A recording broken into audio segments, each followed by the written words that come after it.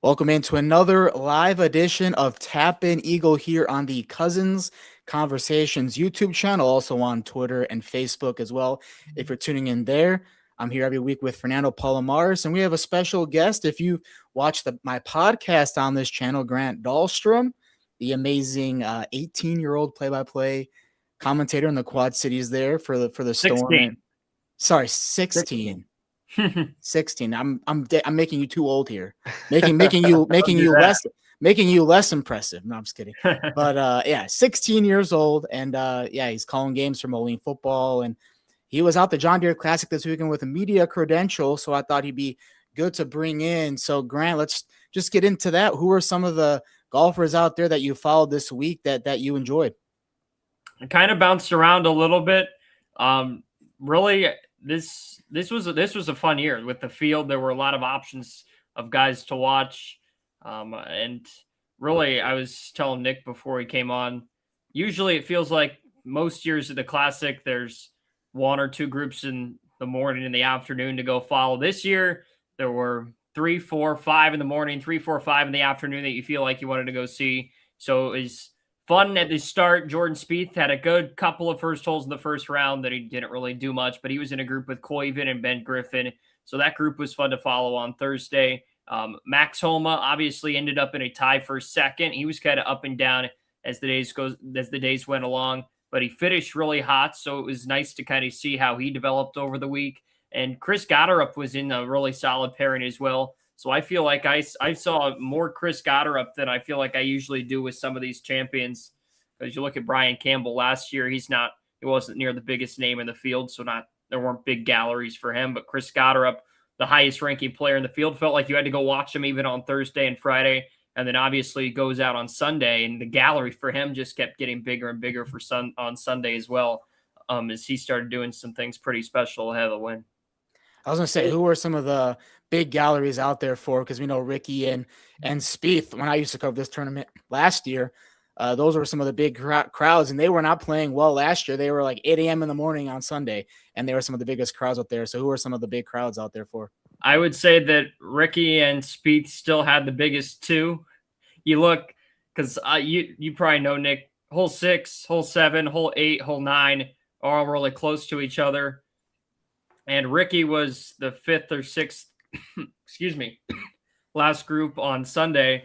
And so the leaders were finishing on 6 when Ricky was teeing off on 9. And the contrast between the crowd for the leaders and Ricky, who was only probably 5 or 6 shots back, but well out of reach with how well the leaders were playing. And it was kind of funny to look at. But yeah, Ricky and Spieth, they still got the biggest. Max Homa is definitely an easy guy to root for, so he had a lot as well. And like I said, that Gotterup one really, really grew on Sunday. And then obviously the concert crowds on Saturday and Sunday add a ton when you get back to 16, 17, and 18. It really makes it feel like, obviously you want to believe that the John Deere Classic is a big event, because it is, but it's not one of these majors. But the crowds that they've been able to get with the Concert on the Course series and everything that they've done the last couple of years, it really made it feel big again this weekend. And Fernando, it's funny because so Grant, people were complaining about how high the scores were at the tournament because we had 30 eagles in the first round at TPC Deere Run, and he went right back at them. He's like, "What about the Travelers?" I mean, it was the same final score as the Travelers. So what do you think about this tournament every year with all the eagles and birdies and high scores? Yeah, I think it's cool to see that the tournament is more relevant now because of how the schedule has developed. And next year we'll see how it goes. And with the changes they're going to make, I think they're going to be until 2028. I think it's probably going to fall into the challenger category, but fun to watch. Obviously, everybody remembers Speed winning this back in the day. And Gotterup is a tremendous player, man. It's like another win. How many wins has this guy's got? Uh, I was watching the Scottish Open preview, and obviously he won last year too. And I was Eduardo Molinari. He does like a column for the Rolex Series events in the DP World Tour, and he's like a data analyst now. And he was saying that Chris Gotterup earned like almost 4 shots per round on the field last year, and mostly it was because of his putting. So I mean, obviously he putted lights out this week. But what do you think, Grant, about the greens this week? They were soft because there was, I think that it ended up around 2.5 inches of rain between late Friday night into there was some rain at the end of play on Saturday, 2.5 inches total. A lot of it fell overnight. Play was delayed on Saturday. So Saturday, I was really surprised that Gotterup shot 9 under on Sunday because I felt like they were getting firmed back up. Jonathan Graham, the superintendent at Deere Run, said earlier in the week talking to WQAD, he had said that they were gonna kind of do what the U.S. Open was doing and try and water the greens occasionally throughout the day and often to keep them soft because they knew that it was going to be hot. So it kind of went back and forth. It was soft in the mornings as it always is, and then firm in the afternoon, which you would expect. Saturday it was soft throughout. Sunday it was firm, but not so firm where balls were bouncing all over the place. The fairways, I think, were more firm. It was the hole 10 is a long par 5. It's the longest hole on the course. It was playing over 600 yards on Sunday, but a lot of guys were still taking it on in 2 because the fairways were so firm, but they could still land it nice and soft on the green. So there was kind of a contrast there. So yeah. for example, that shot on 18 from Ben Coles, like he didn't have to, like if the greens were not so firm, he didn't have to hit it like that that line, right? Yeah, I don't even know. I don't know what he was thinking there. I think he said that he was kind of in between clubs, so he just tried to flight down a 8 and then just got quick with it and shut the face. But he still even started it at the pin before it drew into the water. So I think that was a bad call no matter what the greens were doing.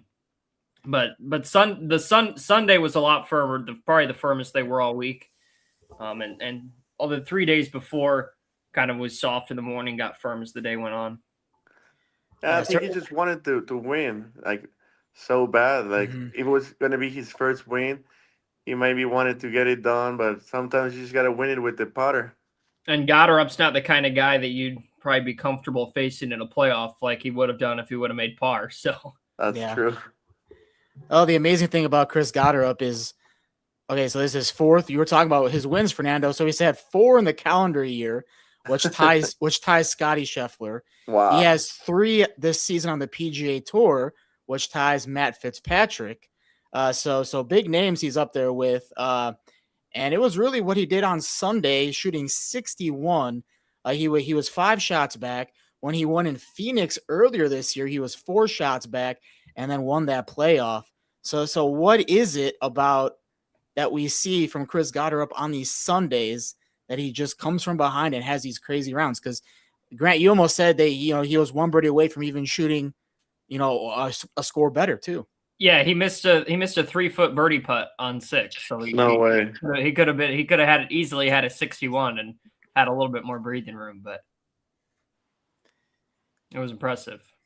Man, the last year he won the Scottish Open with Rory and Wyndham Clark on the final group. Crazy. And I'm not going to take any credit, but I also I picked him last week to win this tournament. That's like my 4th win in the last 5 tournaments on this show, picking winners out here. So, wow. but what I saw, and I told Grant this, is just there's a lot of gettable holes. So if he drives the ball well, like Gotterup does, there's a lot of easy birdie holes, and obviously we saw that on Sunday. So how do we see him face that course? You got to have your putter be hot at Deere Run because, yes, you can go at pins, but to make the birdies that you still need to be able to execute on the greens because you're not going to stick it to 5 feet on every single hole. He made the clutchest one was on 17 when hit a great drive. It was, I guess an average drive. It was kind of in an awkward lie between the first cut and the rough. He still hit it well, but then he short-sided himself kind of in the bowl on the right of the 17 green, hit a chip past it. I had 15 to 20 feet for birdie, and he got it to go. So that got him to 20, and then he would par 18. There was a putt on 15 that he made after he had to punch out after a bad drive, missed to the right, punched out long over the green, came back and made one to save par. So it's just the little things like that throughout his round. Got a couple big putts to drop, and with his power off the tee, he's going to be closer to the hole than most guys, than almost any guys that there are on tour, and especially at the Classic this past week. So that putter was the biggest part of it, and that usually is the case, I feel like, when you shoot 9 under. Yeah, if you combine his putting with his driving, because I was looking at the Molinari column that I told you about, and he was saying how the bogey avoidance increments so much if you hit the fairway, in contrast if you hit the rough. Like for example, on the Scottish Open at the Renaissance Club, like there are some holes where like if you miss the fairway, your bogey chance goes up to like 47% from like 16%. So not only he's like probably gonna make birdie because he putts well, but he's definitely not gonna make bogey from the fairway. Crazy. Another wild stat that I saw too about Gotterup: 5 wins and 85 starts. He's only the 5th player since 2000 to do that. And it was kind of cool too, because he didn't even have his caddy on the bag this weekend. It was his brother, because his caddy's wife was having a baby. So now he gets his brother a nice payday, and hopefully, like you said, after the round, some more PTO as well, some more time off. That's how you know it's a good player, when he can kind of get out of his comfort zone a little bit and still perform like that. That's like Bobby McIntyre when he won the Canadian Open with his dad on the back. Yeah. Whatever you have to do to get loose out there. But another golfer who always plays well, the last 2 years especially in this tournament, Max Homa, he had his best finish since 2023 at Torrey Pines, solo second. And he loves this tournament. He has big crowds there. I remember following him around last year. Everybody loved his social media accounts. He's been off of it now for almost 2 years, but he's finding his game again. And his 2 best finishes now since 2023, the last time we saw him win, were at the John Deere Classic. So just, I guess it's maybe what the environment, the fans just bringing the best out in him. What did you see from Max, Grant? Well, it's kind of tough because I had felt like he didn't even play that well, and then he finishes, I think, 4 birdies in his last 5 holes on Sunday, and he gets to solo second. So he kind of had an up and down week, was inconsistent at times, but he didn't have any disasters, and he kind of just was able to be steady, get hot occasionally to get those birdies. Man, he finished 19 under, 7 under on Sunday. I don't know if I could point to one thing about his game that stood out, because he hit some bad shots here and there, but he also hit some really good shots here and there, and was able to work himself out of trouble. And like I said, avoid the bad scores, like some guys did late that dropped him out of contention, or some guys do early in the week they drop him out of contention. He didn't really have. I can't really think of any disasters that he had. And if you could avoid that, you're usually going to be at a good spot. And he's done that the last 2 years. Yeah, he missed his drive on the final hole. That cost him there. But I think everything since he got to his coach, Mark Blackburn, he's been trending back in the right direction, hitting that like little fade, and maybe more of the mental side of the game. I think he believes more in himself now, and that's the slight difference in the top of the game. And he'll be in that alternate PGA Tour event this weekend, so maybe he'll win that, and then he can find himself an Open Championship next weekend as well. So we could see Max on the up and up here. But let's turn back time for a little bit. The old guys out here. 46-year-old Lucas Glover was leading this tournament for 3 rounds. And Zach Johnson at 50, who's won twice on the Champions Tour this year, he was right up there as well. He was 1 shot back the first day, and he had a top 15 finish as well. But we all know that Zach Johnson's from near the area in Cedar Rapids, about an hour away, and he's played that tournament every year. It was a sponsor exemption for him way back in the day before he was even a pro, so he would play well on here. But the old guys out here getting it done, Grant. Yeah, and that's not something you're used to seeing at the John Deere Classic when it's usually a lot of these first-time winners. 19-year-old Jordan Spieth back in the day, Brian Campbell, or excuse me, Davis Thompson in his early 20s with his first win a couple years ago.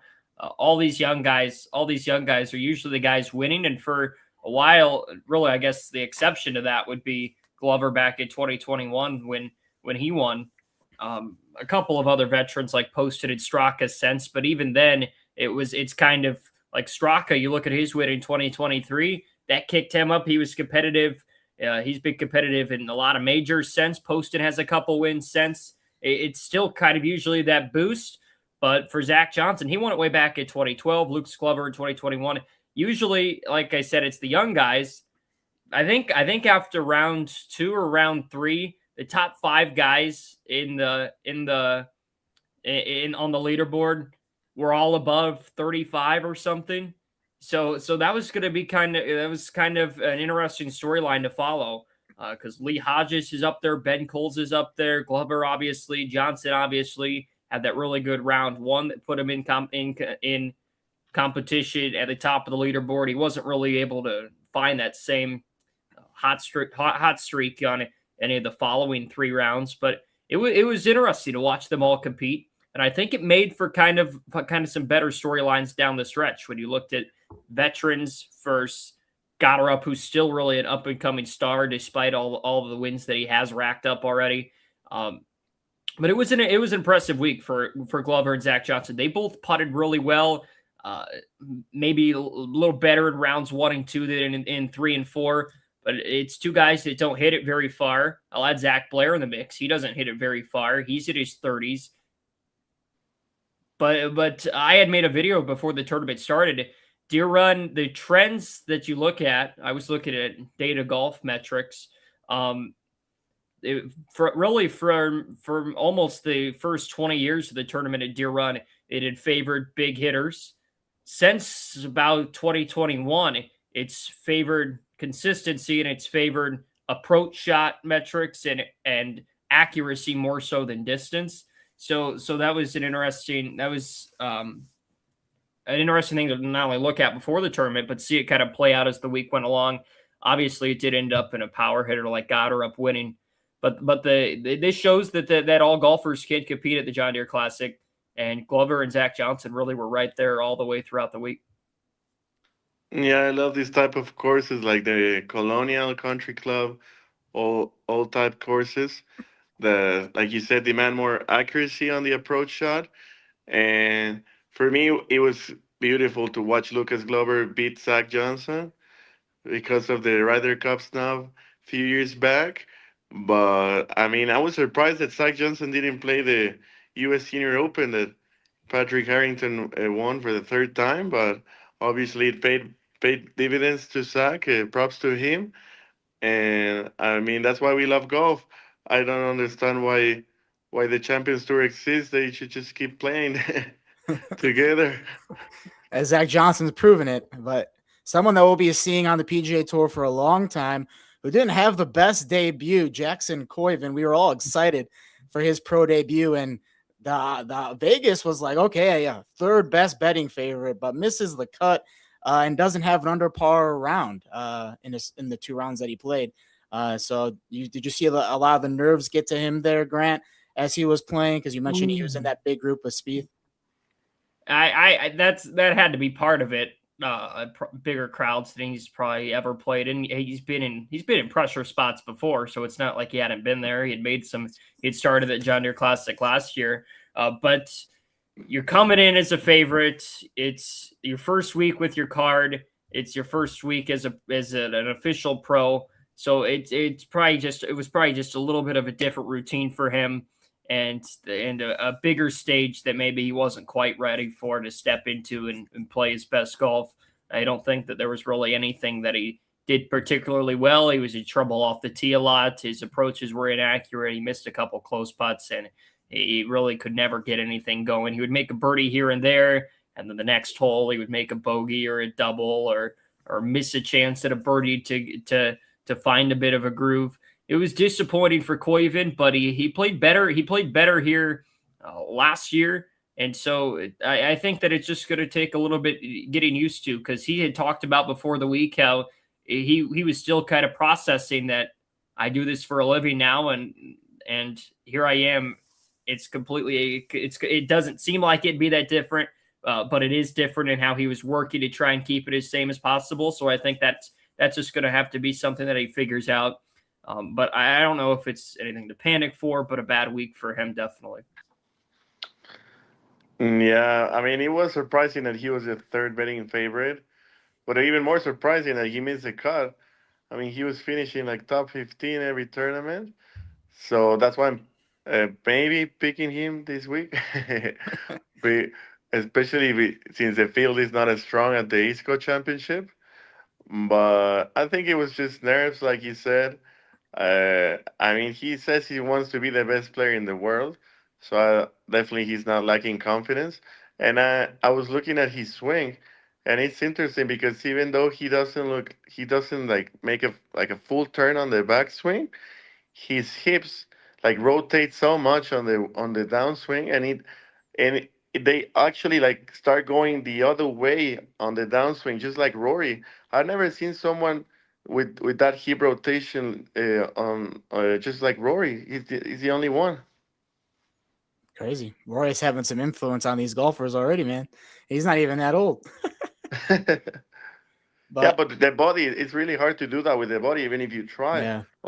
But now we have another one. Shout out to Preston Stout too, a top 15 finish for him. He's still an amateur status. He was the NCAA individual champion for Oklahoma State this year, but maybe he should turn pro now. But I think he's going to stay amateur because he wants to play in the Masters next year. But he had 4 rounds under par, so shout out to Preston Stout. Yeah, I regret not hopping over to really watch him a lot this past week. I did see Blades Brown's another guy who's young, and he's going to be really good in a couple years. So a really good trio. John Deere Classic is known for finding kind of exemptions, finding the amateurs to come play, between Koivu, who is going to play no matter what, but then Preston Stout and Blades Brown. That's a really good trio of young talent that they got. And he's playing again this week. Yeah, Preston. There you go. So got some picks for you in the other golf tournament going on here in the States. If you're not tuning in to the Links Golf. But Fernando, we know you're our like DP World Tour guy, so just want to throw this out here for you to talk about for like a minute or two. The fact that a 39-year-old rookie, Michael Hollick, is winning on the DP World Tour in Germany, and he's kind of like you out there, man. He was coaching for a couple years. He was on the Sunshine Tour before that, never had a top like 50 finish in 9 years on there. So he went to coaching, and now he's at 39. He's winning a tournament. Yeah, amazing win, man. This game is so full of like journeymen, just people trying to pay the bills, just traveling around the world, and to see this guy come through after almost quitting the game so many times, and he just sets the club beautifully at the top. And he was coming down the stretch. I mean, Henny Duplessis, he had it in the back. He just needed to make birdie on the last, and he almost looked like he just like didn't want to make the final putt. Just like maybe just like get it close to like a tapping par. Maybe he thought that Hollick was going to make birdie and that's going to take him to a playoff. But if you see the Hollick's drive on the last hole, he doesn't hit it as far as some of these guys. He needed to carry the water with the line that he had, like 300 meters, and he made it just like by 6 feet. He almost hit the tree, man. It was incredible. Like this game is just of like an inches game, and very proud of him. And Carlos Ortiz, my pick, finished top 5. Hey, yeah, they were battling it out there for all 4 rounds too. And I have to give a special shout out because we're on YouTube and we love YouTube golf as well. Brad Delkey, a T30 finish in his return to pro golf as well. He's going to play in Detroit on the PGA Tour under a sponsor's exemption, but he was in contention for the first 2 rounds. He was T8 after the first 2 rounds, so he was right up there. So shout out to the YouTube golfers there, Fernando. Yeah, he was leading at some point. Yeah, Unbelievable. He shot, I think, 73 on the last day, but still a solid finish, and he earned more invites on these tours. that's right. We love to see it. Maybe he's becoming the new. He'll be the new Bryson. There we go, new Bryson DeChambeau out here. Yeah, Let's go across the pond. I have my Scottish Open polo on from the week before I met you, Fernando, back in 2016 at the I Open remember Championship. that. We're getting. I was following the last group there. That was Danny Lee and Alex Noren, and Alex Noren on to win that year in Northern Scotland. And then I went all the way down and met you at Troon. We had a good time there as well. But we're into links golf season. Scottish Open this week, Open Championship next week. What do we both enjoy about the links golf season? You two, what do we enjoy about these couple weeks of the golf season? Well, first of all, I've never been a huge fan of links golf. I find it difficult to watch. I think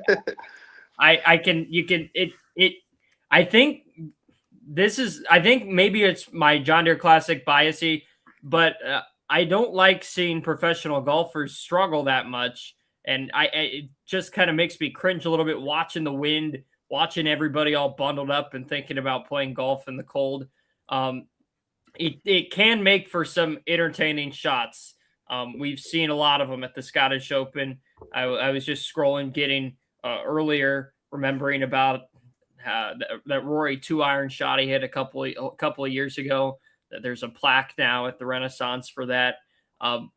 Links golf, though, is interesting. Maybe I'm not the biggest fan of it, but these 2 weeks always are entertaining, and it's a lot of guys that you don't usually see on the PGA Tour, especially this week with guys from all over the world combined to play, and it feels like anybody has a chance on links style courses. Really, no matter who you are, just because the conditions can favor one guy one day, a different guy the other day. So it helps that unpredictable factor. Yeah, man, I love links golf. This is how golf started playing, like naturally. Like I was seeing that it's called links golf because it's a connection between like the beach and the land, and it's like naturally sandy, and the rabbits used to like make the holes, and the animals with the when they were pasturing, they were like make the bunkers naturally. I mean, this was where the game started, and I haven't obviously played a lot of links golf. So I live in Mexico, but I like the fact that you can hit it more on the ground. That it's more you have to play more with the heels and the terrain, and the bunkers are dreadful. Those are like in Mexico they usually say, oh, you hit it into the trap, and I'm like, why do you call it a trap? It's an easy game. Well, when you're over there, that you realize why do you call it a trap? You have to hit it backwards sometimes, or like with one foot out, like on top of the hill, and you're like down there. I was watching Sam Burns struggle last year, and he hit like 4 shots on the bunker. But I think it makes for more compelling stories. Like Grant says, like I watched the Open a few years ago, and Dan Brown almost won it. Nobody knew who he was. Obviously, now he's a proven 2-time DP World Tour winner. But I think it's more entertaining, like you said, because of the weather. It's like 4 seasons in one day, and I'm excited. I think this links golf season should last more. True, yeah. But yeah, those pop bunkers aren't fun. That's what they got. It's like you're trying to hit out of them, and then you're hitting it backwards, like you said, like on the hole, and then it's all over the place. We saw that happen a lot last year. Some carnage out there. And the best thing about the Scottish Open this week, though, is it's going to be like a major. We have live golfers out there, DP World Tour golfers out there, PGA Tour golfers out there. So look at this, the betting odds. We have John Rahm on the same board as Scotty Scheffler and Rory McIlroy, like it's a major. Scotty Scheffler, we know what happened to him last time he played. He lost in that Travelers Championship playoff to Victor Hovland on Monday, missing that short putt. And yeah, he's continued his reign of second place and third place finishes. So that might be a good bet this weekend for a top 5 finish for Scotty, because his mind might be on the Open Championship, but finishing runner up. And then I never know where Rory's at because he doesn't play that much anymore. He just likes to fly his private jet to the courses that the majors are at and brisk practice for like weeks on end. And then John Rahm, he's won a lot on LIV. So kind of what do we see from these 3 golfers going in? I mean, because they've had a lot of different trends for them this season. Oh yeah, I'll go. Scott, yeah, Scotty's been weird. We probably got spoiled with how successful he had been and how often he had been shutting the door on these tournaments, how often he had been winning. He's still the best in the world, still the best in the FedEx Cup. He's right up there every single time, and he's a guy who knows how to finish. So I don't think anybody would be surprised if he wins one of the next 2 weeks. He's had plenty of success on any golf course, plenty of success on links golf course. So no surprise to see Scotty as a favorite. It's every tournament he's in, he's going to be the favorite. He's a really good player, just a couple of inches, a couple of feet away from having a couple more wins this year than he does. Rory, I mean, how soon did he get overseas? 2 weeks ago. So when the Travelers was going on, there was a video that Nick Faldo did. He was doing a promo, and Rory was already there. So Rory's been there for 3 weeks now. 2-3 weeks. Yeah. So you think that he's ready to go? Yeah. Yeah. And he's definitely a guy that even at the Renaissance Club a couple years ago, he can win on links. He could win at the Scottish Open. And I would expect Rory to be really competitive this week. John Rahm, I haven't seen much of him, obviously, with him on LIV. I have never been a LIV supporter, so I can't speak too much for John Rahm. But yeah. Well, he might invest in it now. He says he might put his own money into it. So we'll see. We called it. Yeah, we might see it. So. But he was there at the PGA, but he hasn't played since the U.S. Open, so also and he missed the cut there, so kind of hard to tell with him. Yeah, I mean, he's probably practicing a lot anyway, but like you said, he needs more reps, and I'm happy he's playing this week. Scottish Open turns now to be one of the best fields of the year, like you said. Maybe after the Players, it's like the sixth best field. Yeah, and obviously Scotty potted lights out at the Open last year, but looking at the stats of the Renaissance the last few years, putting has been his weakness here.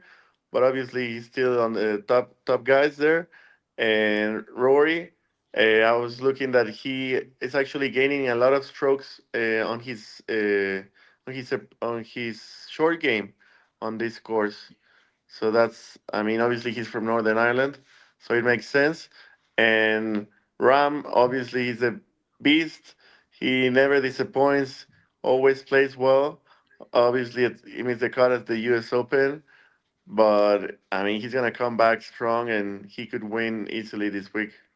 Also, masterclass in the press conference. I saw today he was asked, like, oh, now this is a PGA Tour event. Do you feel more comfortable out here now that it's a PGA Tour event as well? And he said, I feel pretty comfortable on LIV too. So he dug right back into the media there. So love that from John Rahm. But let's get into some picks. I know I'm excited to wake up these next 2 weekends and have some coffee and watch some live golf on my TV. I'll go first since I'm riding the hot hand here from all these winning picks. The last couple weeks. I have to bet on your picks. I don't know what I'm doing without betting on these guys. Anybody out there right now, get your apps out right now. Put some money down. But Matt Fitzpatrick, we saw him play well at the U.S. Open. We saw him play well at the RBC Canadian and the Travelers. Top 10 finishes all there. He's back to the form that we saw at the beginning of the year when he won a bunch of tournaments in a row. Terrell Hatton. I think this could be our Terrell Hatton week. We know how well he is playing on the links courses. He's from England, in the area we'll be playing the Open as well, so he might be a good pick next week as well. And then I'm just going to ride the hot hand with Chris Gotterup too. I think maybe he repeats as champion. We see a sixth or a fifth win from Chris Gotterup, sixth career win for Chris Gotterup. I think he's riding that good momentum into the week. So what do we think about my picks here? I like the Fitzpatrick pick. I share that one with you. He said 9 top 15s and 14 starts this year. Guy that's familiar with links golf. He's had 3 top 10s at the Scottish. Excuse me. I'm sorry. I was reading off my notes for Fleetwood. That's wrong. Don't listen to any of that. Yeah, we don't want to give away your picks just yet. Fitzpatrick tied for 4th last year, and he got 4th at the Travelers. 3 top 10s since 2021 at the Renaissance. So I guess that part's right. There we go. But he's familiar with links himself, and he's had plenty of success over there, especially in the Scottish. And he's had a really good season, probably one of the better seasons that we've seen from him. I also like your last 2 picks. I think that these 3 are all really solid. Terrell Hatton, looking at the power rankings for the week that came out, I think he was 3 or 4 on there, and a lot of people like that. Chris Gotterup as well. It's hard no matter where you are to go back to back because you ask guys. I'm just speaking from experience from last week. Tom Johnston asked Zach Johnson if there's any pressure coming back as a past champ, he asked Spieth that, and he said no, but when you come and you're the defending champ, you feel like you have to kind of play a little bit better to impress the tournament and step up as a defending champ, because you're kind of like the face of that tournament for a year as a defending champ. So I don't know if Gotterup coming off the high of this week, having to jump on a plane, get over to Scotland and kind of rush it while still celebrating his win at the Classic.